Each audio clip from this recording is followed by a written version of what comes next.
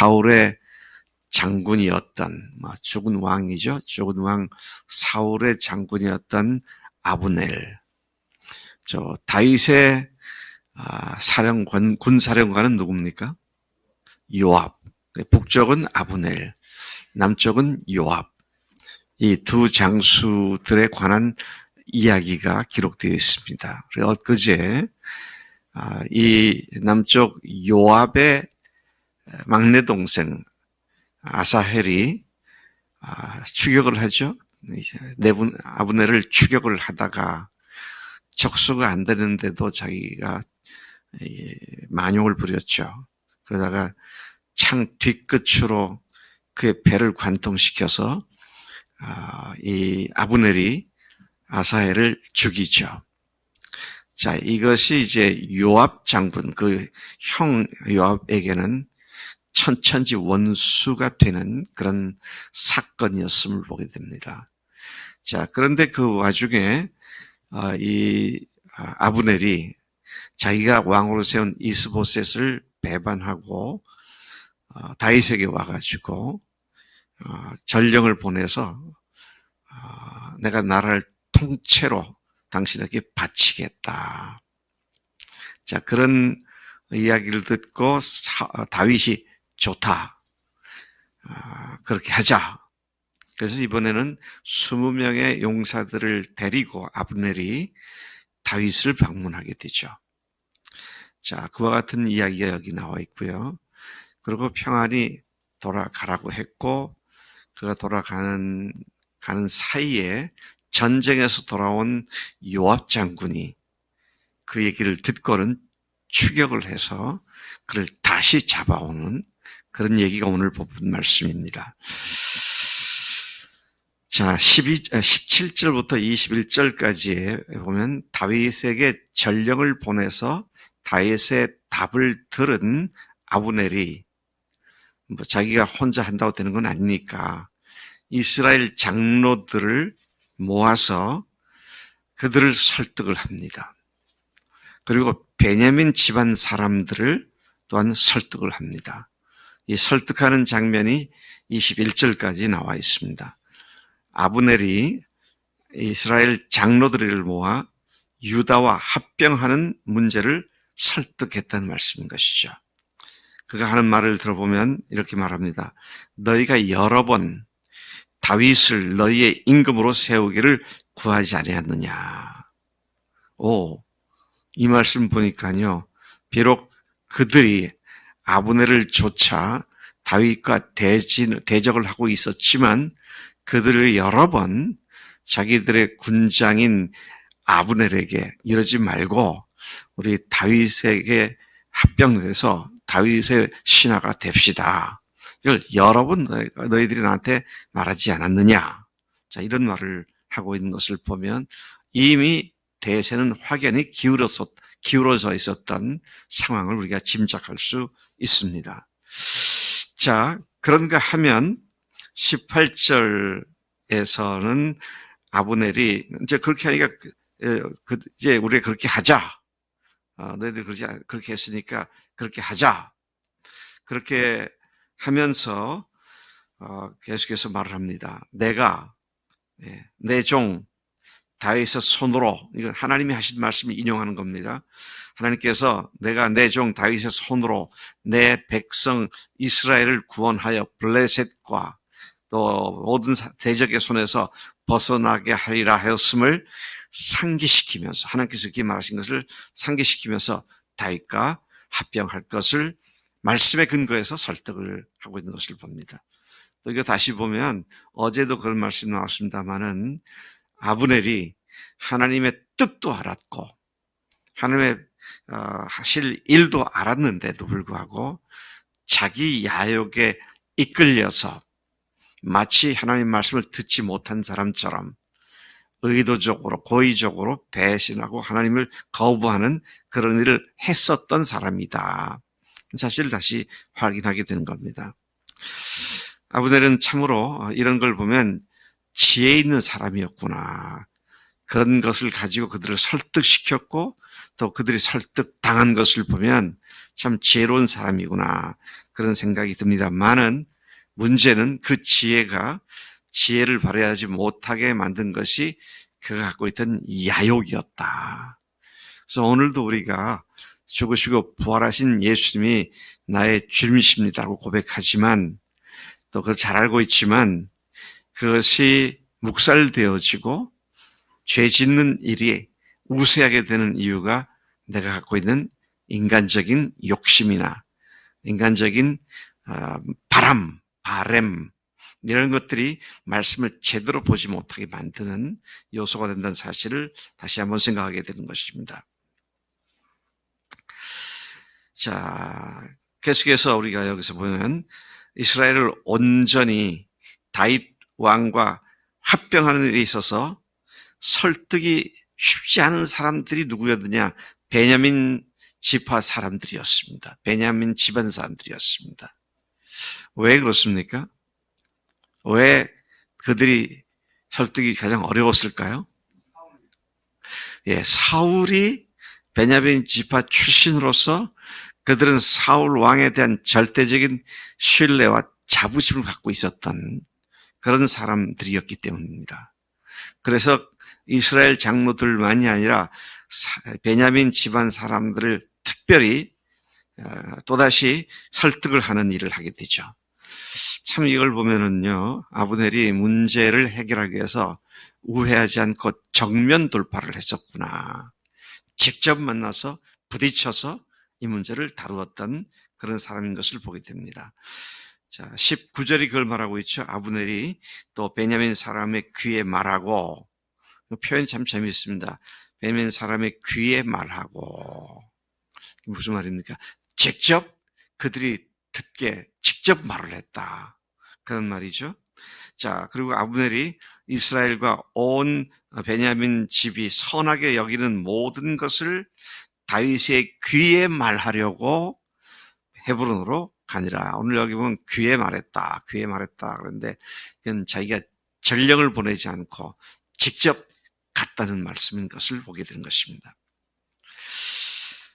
자, 그는 베냐민 지파 사람들을 설득을 할 때 그들이 그 일을 좋게 여기는 것을 듣고 그래서 이제 다윗에게로 직접 20명의 사람들을 동반하고 다윗을 찾아가서 헤브론에 갔죠. 자, 그 아브넬을 만난 다윗이 크게 기뻐했습니다. 왜 기뻐했을까요? 얼마 전에 와가지고 자기 부하들과 싸워서 20명 정도를 죽인 사람인데 왜 기뻐했을까요? 그야말로 무혈, 피 한 방울 안 흘리고 이스라엘을 전부 다 합병시킬 수 있는 그런 메시지를 갖고 왔으니까 크게 기뻐하면서 잔치를 배설해 주죠. 그래서 환대해 줍니다.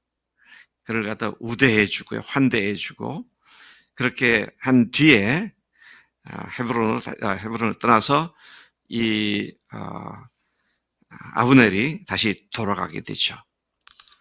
자, 그래서 다윗이 아브넬이 한 얘기를 보면은 내가 일어나 가서 온 이스라엘 무리를 내 주 왕의 앞에 모아 더불어 언약을 맺게 하고 마음에 원하시는 대로 모든 것을 다스리게 하리이다. 자, 그가 전해준 메시지가 바로 이거죠. 내가 가서 이스라엘 사람들이 당신과 언약을 맺고 그렇게 평안하게 하기를 원합니다. 내가 그렇게 하도록 하겠습니다. 그래서 다윗은 아브넬을 평안하게 돌려보냈다 그랬습니다. 평안하게 돌려보냈다. 평안히 돌려보냈다. 평안이란 말이 특별히 강조되고 있습니다. 그 이유는 바로 뒤이어 아브넬이 엄청난 비극을 당하게 되기 때문이죠. 자, 이 아브넬이 방문하고 있을 때에 다윗의 장수 요압이 군사를 거느리고 전쟁을 하고 있었고 그리고 승리를 거두고 많은 노략물을 전리품을 챙겨서 돌아오고 있었습니다. 돌아와 보니까 어떤 사람이 요압에게 말을 합니다. 요압 장군, 제 말을 들어보세요.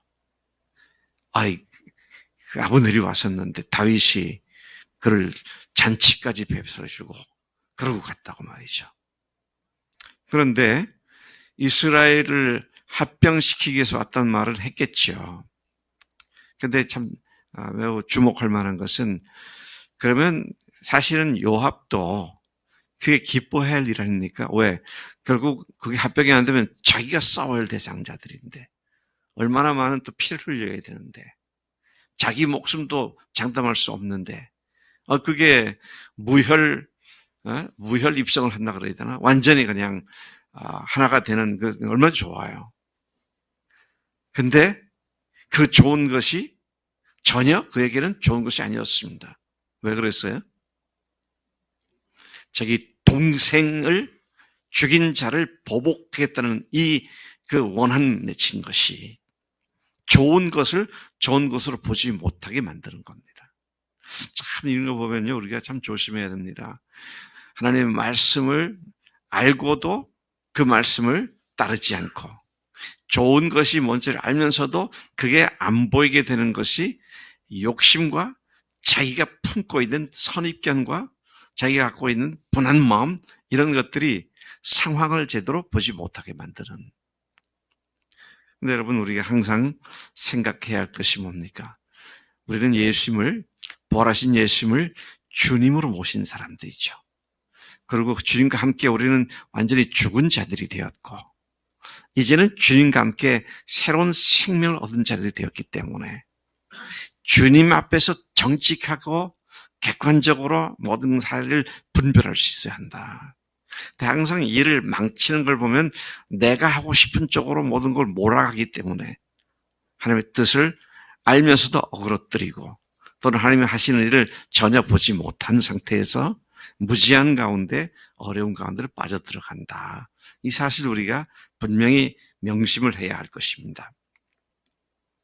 자, 그 말을 들은 아브넬이 왕을 찾아가서 뭐라고 말합니까? 왕이여, 그 속임수입니다. 그가 와서 왕이 어디로 출입하는지 어떻게 하는지를 잘 보고 그 음흉한 당신을 죽이려고 음흉한 흉계를 꾸미기 위해서 그렇게 한 건 줄 어떻게 당신은 알지도 못합니까? 당신도 알지 않습니까? 자, 아주 당연한 얘기를 당연하게 얘기하고 있는 것을 보게 되는 것이죠. 자, 그래서 어떻게 합니까?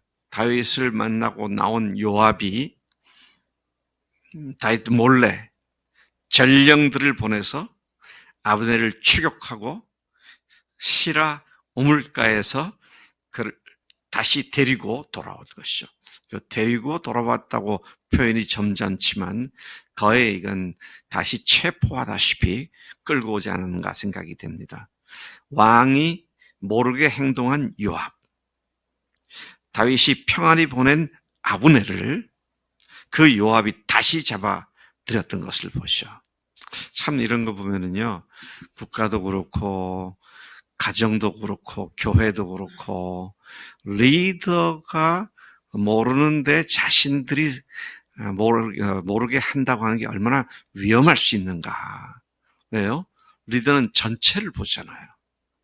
근데 본인은 우리는 내가 관계된 것만 보잖아요. 참 하나님 앞에서 우리가 참 조심해야겠다. 마찬가지로 리더든 아니든 주님이 모든 것을 보고 알고 계시는데 나는 부분적인 것밖에 알지 못하는데 그것 가지고 내 마음대로 판단, 정죄, 결단 이런 것들 하는 것이 참으로 위험한 일이다.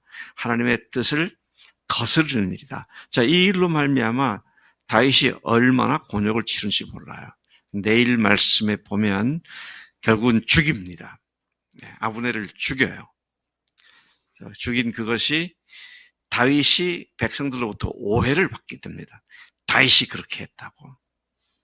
어마어마한 파국을 초래하게 되는데 그 후 요엘은 누구예요? 요압은 굉장히 많은 전공을 세우지만 다윗은 늘 요압을 경계하는 것을 봅니다. 심지어 죽을 때에 솔로몬에게도 이혼으로 저놈 조심해라, 그런 얘기를 합니다. 참 기가 막힌 자기 휘하에 있으면서도 자기 말을 듣지 않고 있다 그러면 자기 멋대로 하는 그것이 그에게 얼마나 고통스러운 일이었는가 하는 것을 보여주고 있습니다. 오늘 우리가 주님 앞에 그래서는 안 됩니다.